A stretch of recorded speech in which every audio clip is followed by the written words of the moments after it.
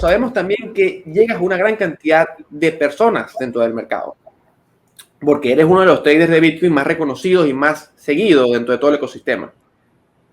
La pregunta que te tengo para ti es, ¿cómo percibes los sentimientos de la comunidad frente a todo esto que está pasando? Porque ciertamente están pasando muchísimas cosas, pero mi pregunta es, ¿cómo percibes a las personas frente a todo esto que está pasando? ¿Los percibes que están emocionados? ¿Percibes que hay miedo? ¿Percibes que hay desesperación? ¿Qué percibes tú de la sociedad en este momento? Respecto al sentimiento del mercado, me parece que hemos pasado un tanto de la euforia que veníamos viviendo, sobre todo por las ganancias que también dieron monedas como Doge y ese tipo de cosas, ¿no? Que, bueno, crearon ese tipo de pico eufórico, ¿no? Ahorita creo que estamos como en una especie de situación de buscando alguna excusa a cual aferrarnos o alguna razón para cual aferrarnos para que continúen los precios al alza, ¿no? Entonces yo en ese escenario lo que le digo a la gente es que tengan calma, ¿ok? Hace apenas un año un Bitcoin costaba alrededor de $6,000, hoy lo tenemos promediando un precio de 35,000, las cosas van muy bien, ¿ok? No hay que desesperarse y hay que entender el fundamental que está moviendo todo el mercado. Tú mencionaste la inflación, hablaste de unos porcentajes, pero si ponemos en perspectiva lo que ha pasado desde los años 40 para acá, te puedo decir que la inflación es mucho más alta. De hecho, yo he compartido algunas gráficas con la comunidad en mi último video explicando cómo ha venido el índice de precios al consumidor de Estados Unidos subiendo, sobre todo en los años 70, cuando se desliga el dólar del patrón oro. Y a partir de allí hemos visto una inflación monetaria tremenda. El truco o la diferencia es que lo que ha ocurrido es que Estados Unidos, como es la moneda de reserva mundial, y hay un sistema financiero muy desarrollado alrededor de ella, ese dinero no ha circulado o no ha aumentado su velocidad monetaria, por lo tanto no hemos visto un aumento de precios como una hiperinflación, como ocurre en Venezuela, por ejemplo. Lo que hemos visto es una hiperinflación en el precio de los activos. Por ejemplo, si analizas el precio de la madera, el último año subió un 500%, sumado al cobre y a otras materias primas. Eso en algún momento se va a traducir en mayores precios al consumidor.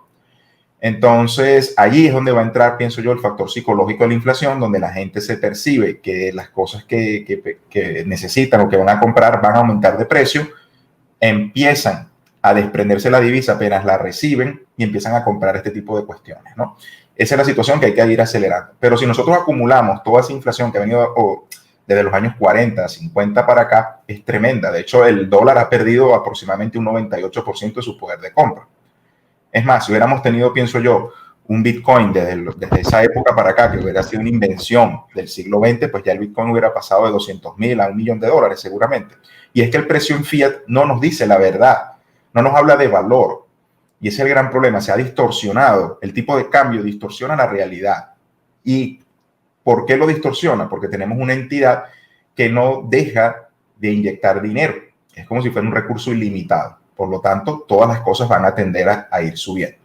En el caso de los países, hay una buena y una mala noticia en este escenario.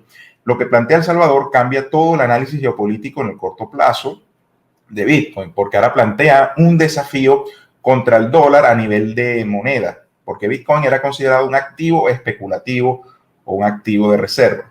Ahora que un país lo utilice como moneda de curso legal, tenga reservas en Bitcoin y cobre impuestos en Bitcoin y todo este tipo de cosas, hace que sea ya una moneda que esté desafiando el estatus del dólar y esté compitiendo en el mercado contra otras divisas fiat. Por lo tanto, los países que tengan el monopolio de una moneda fuerte como el dólar o dominante no lo van a ver con buenos ojos. Estados Unidos no quiere rendir esa capacidad de emitir su propia deuda y de pagar en su propia moneda. Por eso le ha dado un privilegio de poder posicionarse ante el comercio mundial y en los mercados financieros como un pilar imprescindible, dándoles un gran poder. ¿Okay? Entonces, en este ciclo, lo que va a ocurrir es que es posible que tengamos un choque de reguladores o de ciertas opiniones políticas, como pasa con la senadora que mencionaste, y otras figuras que no van a estar muy de acuerdo. Así que bueno, yo pienso que en general hay un equilibrio de poder, porque también vemos a la senadora, no me acuerdo el nombre de ella, creo que es Cynthia, de Wyoming, que es bastante, exacto, pro Bitcoin. Es decir, ahí hay un lobby también pro Bitcoin en Washington y todo este tipo de cosas. Pero si nosotros entendemos bien la tecnología y cómo se diseñó, se supone que es resistente y no necesita la aprobación política. De hecho, la está combatiendo y viene ganando, porque Bitcoin desde sus inicios hasta acá empezó, vamos a decir, un valor cero y ha subido exponencialmente. Entonces, evidentemente viene ganando esa pelea en los mercados, en aceptación, en prestigio y en una necesidad, porque aunque el dólar pudiera mantener su estatus y el euro tal vez y alguna moneda china, muchos países del mundo no tienen otra opción, porque sus monedas nacionales están totalmente destruidas. Muchos países tomaron también medidas sanitarias que no se podían permitir a nivel económico.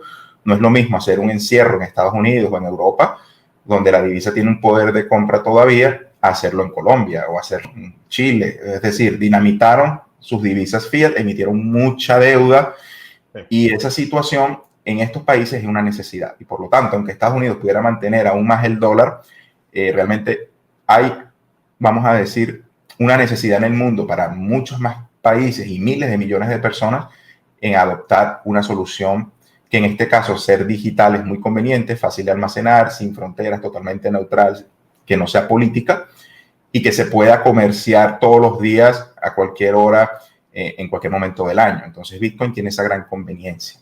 Y en ese sentido creo yo que la adopción se va a seguir aumentando, va a seguir creciendo a partir de este punto. Vamos a ir viendo volatilidad. Bueno, es como dice Michael Saylor, ese es el precio que pagamos porque un activo de esa rentabilidad. Y la estrategia de buy the dip o comprar el fondo nunca ha fallado. Nunca ha fallado, ni siquiera en los mercados cuando tienen esos crash o vamos a decir, terminan, bueno, cayendo un 80%. Los que hayan hecho eso durante los últimos años hoy día son ricos. El problema está en cómo la gente no está preparada para las inversiones, especulan constantemente a corto plazo y al no tener esa educación de cómo invertir. Exacto, porque el problema es educativo, el problema es conceptual también, porque siguen pensando en obtener las ganancias fiat. Yo en Venezuela no vendo bolívares, no vendo dólares pensando que voy a tener bolívares para ver algún pullback en el precio del dólar y comprar más dólares. O sea, es una cuestión que no vas a ver. Tú simplemente tienes los dólares y los guardas y no los vendes a menos que los necesites. Entonces, de ese punto de vista lo veo yo. Y en mi experiencia, en los últimos 4 años que tengo con la comunidad, pues bueno, empecé con una colocación del 0% en Bitcoin y ahora estoy a un 80% y la he mantenido y lo que ha hecho es aumentar mi rentabilidad año con año, a pesar de estas fluctuaciones, a pesar de estas variaciones, pues realmente lo que he visto es un crecimiento exponencial del poder de compra de mi portafolio y aparte que la mejor ventaja que tiene Bitcoin es que te cambia a ti y te ayuda y te expande tus conocimientos, expande lo que creías tú que sabías del dinero, pues te lo destruye y entras, vamos a decir, en ese agujero del conejo famoso que se habla, donde realmente empiezas a entender cómo funciona el sistema financiero. Y por eso yo colocaba en Twitter, en una oportunidad, que si entiendes cómo funciona la deuda, Bitcoin es una apuesta segura.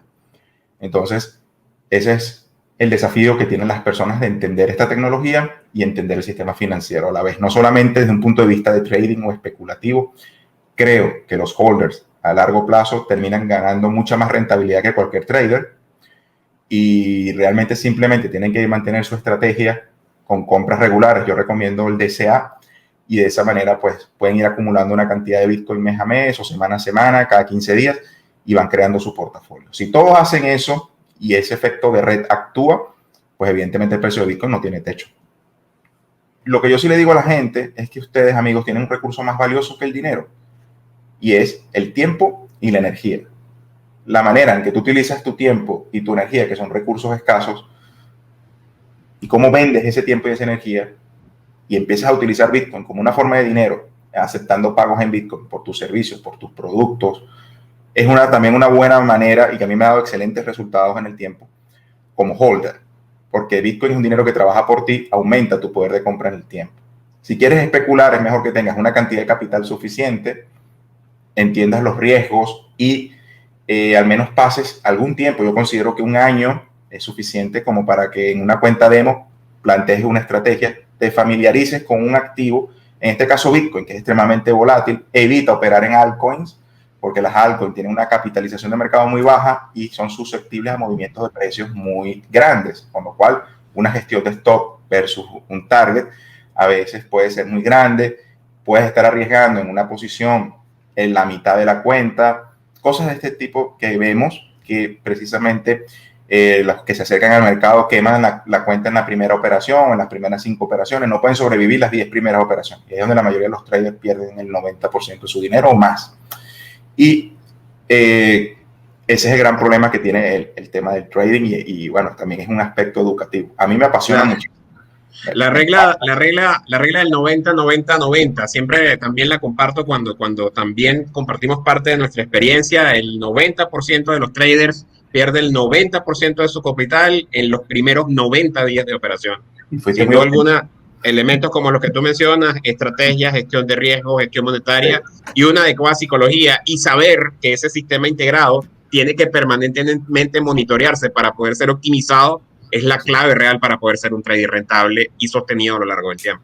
Sí, yo puedo ser tal vez un poco polémico en esto en el espacio cripto porque sé que hay mucha gente que le gusta el scalping, el day trading y ese tipo de cuestiones. Yo he descubierto que mientras menos trading haces, más dinero ganas. Por eso es que solamente me dedico a mover los mejores swings cuando veo la mejor oportunidad, cuando te digo que hay esta estructura de precios cambiantes que nos indican, bueno, la tendencia va a continuar y bueno, no me importa esperar días, semanas o meses a que un trade llegue a un objetivo y de esa manera pues voy tomando pocas oportunidades en el año. Te menciono por lo menos un activo que me gusta operar mucho, que es el mercado del oro, el cual sigo muy de cerca y lo tengo bastante estudiado. Puedo decirte que en un año hago 3 o 4 operaciones, pero son operaciones que pueden moverse por semana en un sentido. De esa manera, tú todos los días con menos tensión emocional, porque también es un juego de matemáticas. Mientras más operes, más oportunidades de perder tienes, más spreads le pagas a las plataformas de trading y tú eres el último que se beneficia. Entonces, también las condiciones del broker o de la plataforma que uses son importantes. Si te cobran por tarifas overnight, apalancamiento, todo eso suma un costo operativo a tu operatoria, pues. Entonces hay que también tener en cuenta ese factor allí, ¿no? Entonces, por lo menos te cito ese ejemplo de que yo opero de esa manera y simplemente sigo a la alza y mayoritariamente en todos los activos. Si tú ves el S&P 500 en los últimos años, yo le vengo haciendo un seguimiento desde 2018, verás que más nunca hemos visto una zona de distribución. Todos los crashes que hemos visto han sido muy rápidos, han sido flash crash o movimientos que van muy rápido y luego el mercado se recupera y hay un nuevo repunte y un nuevo máximo. Y eso está ocurriendo por esas pequeñas variaciones o noticias que nos vienen de la Fed. Por ejemplo, ahorita el mercado está en rojo, todos los mercados, porque sencillamente la Fed ha amenazado con que puede subir las tasas de interés 25 puntos básicos o 50 puntos básicos, lo cual desde la situación que estamos ahorita, que es de 0.25 la tasa, subiría a 0.75. Muy por debajo de los niveles de inflación que diste tú. Entonces, ¿qué ocurre? Que tenemos tasas reales negativas en Estados Unidos. La tasa real es negativa. Por lo tanto, el flujo de dinero hacia activos y sobre todo a los que sean dinero duro no va a parar. Aunque tengamos estos esquemas como que en los que la Reserva Federal asusta el mercado y hay una especie de corrección y luego vemos nuevos máximos. Entonces, esa es la situación que venimos viendo de 2008 y ya cada vez se ven menos, a menos que vayamos a alguna acción en específico, alguna empresa en específico. Pero si vemos los grandes índices, vemos el Bitcoin y vemos todo esto, pues ya cada vez vemos menos oportunidades del lado del short y más del lado del long. Y es porque realmente si tú comparas un par de divisas y tienes Bitcoin y dólar y estás haciendo un short a Bitcoin es porque tú prevés que el dólar se fortalezca versus al Bitcoin. Entonces yo no veo ningún escenario en los próximos meses o años donde realmente el dólar pueda volver a ser una divisa más fuerte que Bitcoin. Ninguno. Entonces, y eso nos lo ha demostrado la pandemia. Porque si acabamos de vivir una de las peores crisis financieras de la historia y cómo es que el Bitcoin ha subido un 1000%. Entonces, obviamente, no veo ningún escenario y por eso es que Wall Street tiene tanto miedo a una recuperación económica, porque buenas noticias para la economía son malas noticias para Wall Street. Y mientras peor vaya la economía, más suben los activos y eso es lo que ellos están buscando. Entonces, este temor a la inflación, que es bastante instintivo, por así decirlo, porque se supone que se está devaluando la moneda y te refugias en dólares. No, el temor es a la subida de los tipos de interés. ¿Por qué? Porque hay sobreapalancamiento en todo el mercado y eso tiene un tipo de interés. Si hubiera un pequeño aumento, pues obviamente se le encarece muchísimo a los operadores, especuladores, macrofondos, llámalo, porque no todos acceden a esa tasa de interés. Y bueno, obviamente tú buscarías liquidez para hacer el pago de esa deuda por apalancamiento o lo que sea. Entonces, obviamente, esa es la situación que está distorsionando el mercado. Ahora, como se ha creado una burbuja tan grande, en cualquier momento que ellos hagan cualquier ajuste, como ocurrió en 2018, cuando entró el mandato de Jerome Powell en el gobierno de Trump y intentó subir 25 puntos básicos, y les invito a que vean la gráfica del S&P en el año 2018, cómo cayó en picado y luego tuvieron que revertir esa política, reducir los tipos, y fue que el S&P nos marcó un nuevo máximo hasta la crisis del año pasado, el COVID, donde vuelve y cae y vuelve a interviene el banco. Supongamos que se van por el incumplimiento duro, es decir, bueno, vamos a tener un default en la deuda porque vamos a subir los tipos de interés. Para que los tipos de interés tengan sentido y vayan por encima de la inflación o la tasa anual de inflación, pongámosle un objetivo a esa tasa de inflación, un 6% en un año, implicaría que yo debo tener tasas de interés sobre 6%. Te comparto la gráfica. Ah, bueno, genial. Ahorita estamos en 4.2, ok. Si hacen eso, bueno, el primer insolvente es el tío Sam, que tiene una deuda de 28 trillones. Si tú le calculas una tasa de interés, o sea, y Biden está proponiendo ahorita más gasto. Sí. Yo no creo que ningún presidente quiera tener ese tipo de situación de un incumplimiento, un default, o una situación en que se le va de la mano bajo su mandato. Y precisamente cuando viene una reelección y quiere un segundo término, lo más probable es que los políticos lo que hacen es prometer cosas que no pueden. Y para eso está la inflación y la degradación de la moneda. Ahí tienes la deuda. Ahí tienes la deuda. Exacto, ahí va creciendo. Esa página es genial por eso. Tiene muchísimos indicadores que son geniales. Entonces, ¿qué pasa? Eso implicaría que también tendríamos una depresión deflacionista. Se caería el precio de los activos. También eso afectaría, obviamente, a los que tengan una hipoteca, a todos los que tengan deuda, tendrían que liquidar activos para poder servir la deuda. Y una de las cosas interesantes que tiene la deuda es que una vez que está en el balance de una entidad y se hace el pago, la divisa se aniquila y deja de existir, porque es decir, ya se saldó. Entonces ya esa divisa no circula. Y eso acelera o precipita más esa deflación, que es la que vimos en el crack o en la famosa Gran Depresión. La diferencia es que en esa época el dólar estaba respaldado por un patrón oro. Por lo tanto, el dólar era tan bueno como tener oro. Y ahí sí tenía sentido retirar el dinero de la bolsa y tener oro, por así decirlo, ¿no? En ese sentido. Yo no veo que es el mismo caso. Yo creo que ellos van a tratar de erosionar el valor de esa deuda, el valor real. ¿Y cómo se hace eso? A través de la inflación. Y de hecho, cada cierto tiempo que el mercado dude del valor del dólar, como ya se veía hablando, porque el Bitcoin y el precio de los commodities, puso en tela de juicio el valor del dólar. Entonces entra la Fed, hace este juego de que va a subir tasas en 1 o 2 años, que es una tasa irrelevante, porque la subida de la que están hablando sigue por debajo de la tasa de inflación que estamos viendo. Por lo tanto, seguimos en tasas de interés negativas, reales, a nivel real, y por ende no creo que vaya a tener un efecto de apreciación frente al dólar. Simplemente vamos a ver volatilidad, y de esa manera es como hacer un pump and dump, jugar para que parezca que el mercado es legítimo y está funcionando, pero realmente no es así. Yo creo que ellos se van por incumplimiento blando, siguen erosionando el dólar y continúan alargando toda esta situación lo más posible. Para mí, los próximos 10 años, hasta el 2030, es donde definitivamente, ahora hay quienes dan más tiempo, 15 años más, tal vez el dólar pierde ese estatus de divisa de reserva del mundo y hay un cambio. ¿Okay? También se nos vienen los que son las divisas digitales de los bancos centrales, que va a ser como ese reset financiero, y lo que van a hacer es quitarse del camino a la banca, y simplemente las personas con bajarse una wallet van a poder recibir dinero directamente del Banco Central. Yo creo que vamos para ese escenario. ¿Okay? Entonces, en ese mundo, realmente el Bitcoin toma mucho más sentido, ya que obviamente la gente se va a dar cuenta de esto y van a decir, wow, pero mira lo que está ocurriendo, necesito un activo alternativo. Incluso si lo prohíben, lo queríamos a mercados negros, y esto va a continuar.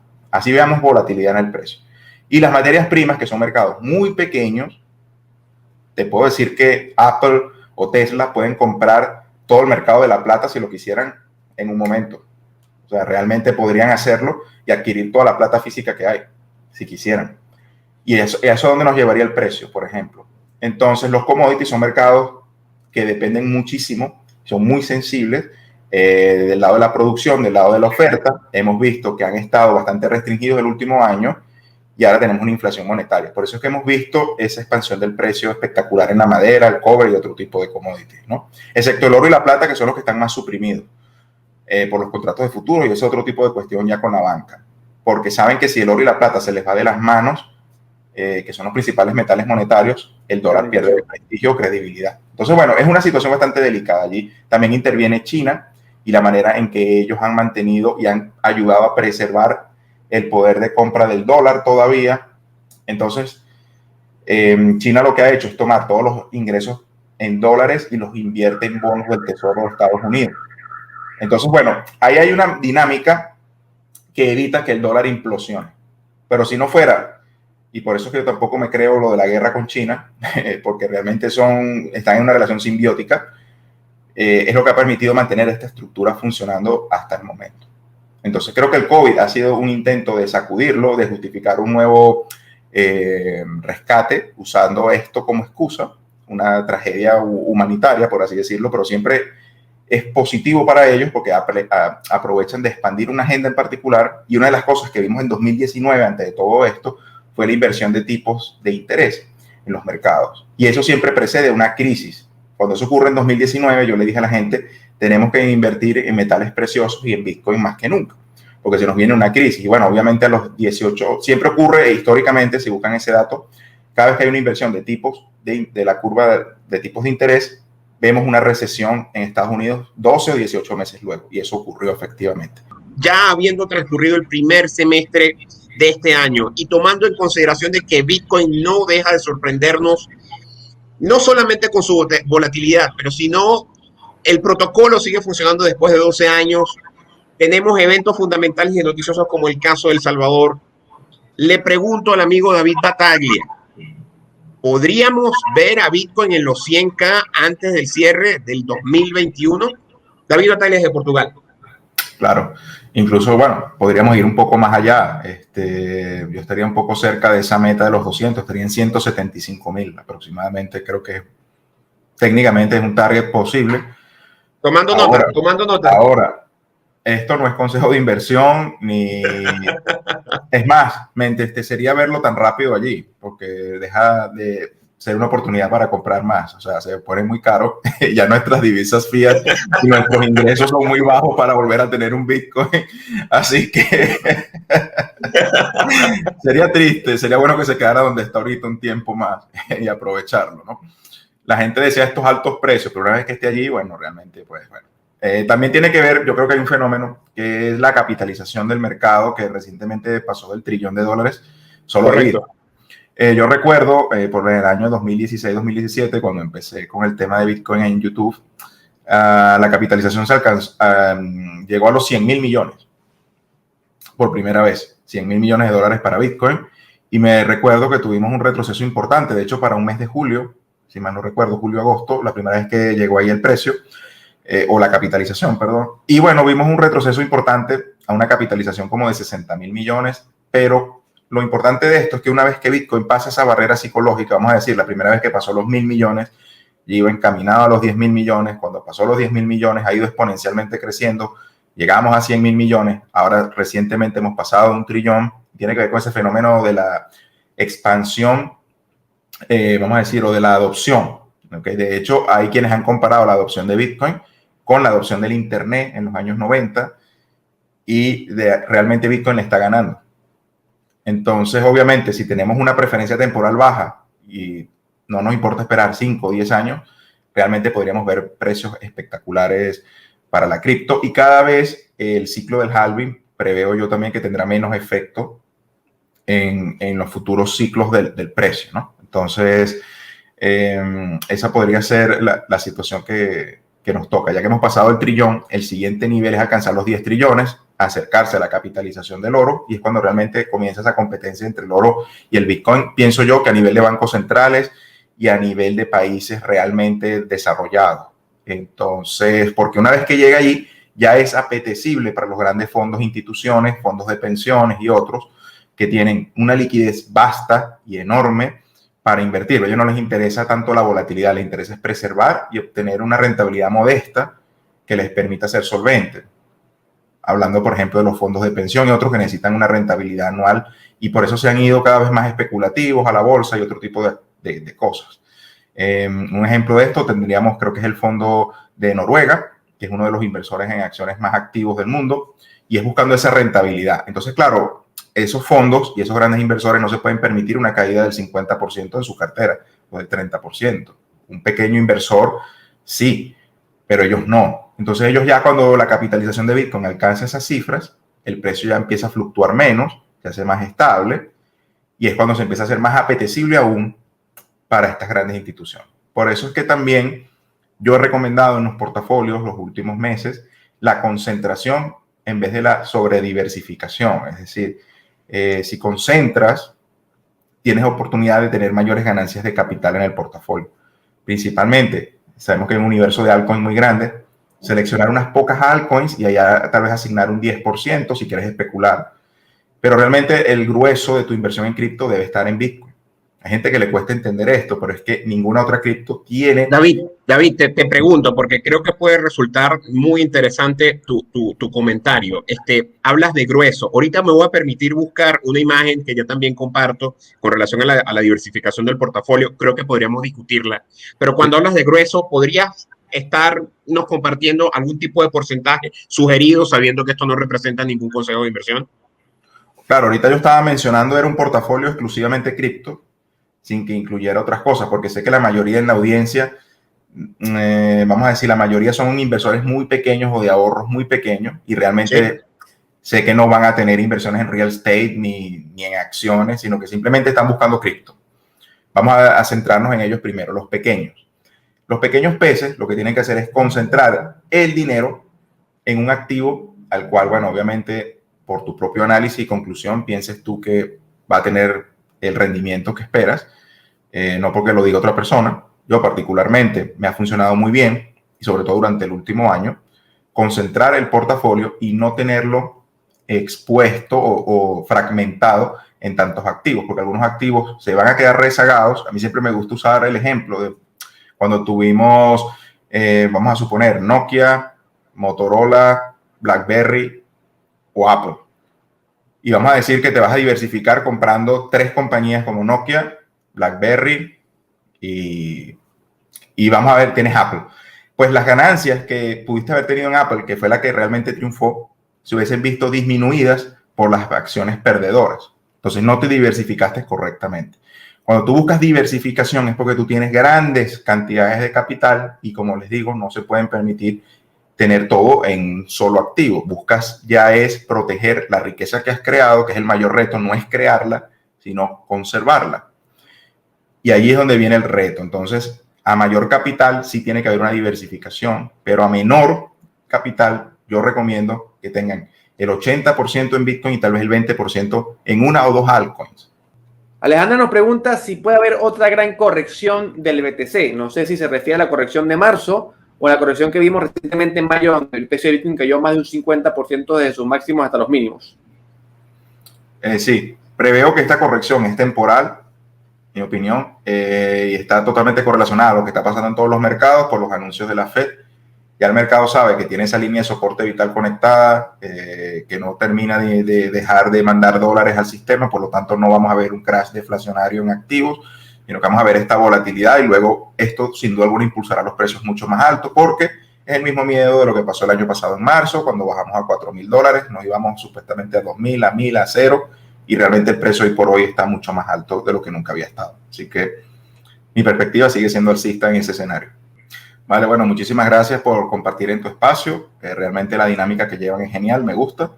Y me parece que es necesario que sigan y, bueno, no se detengan, porque la comunidad y mucha gente en el mundo necesita que les llegue información correcta sobre el Bitcoin y realmente tenemos que ir despejando ese food que está en la mente de muchas personas para que vaya madurando. Entonces todos estamos jugando un papel en esto. Creo que nos toca la oportunidad desde lo individual y eso es lo que nos enseña Bitcoin, a que podemos hacer un cambio en la sociedad, sin seguir líderes, sin seguir estructuras de poder centralizadas, siguiéndonos a nosotros mismos, a nuestro conocimiento y para eso creo yo que es la principal función que tiene Bitcoin. Así que bueno, amigos, les deseo lo mejor y bueno, espero verlos en otro programa también y bueno, sigan adelante.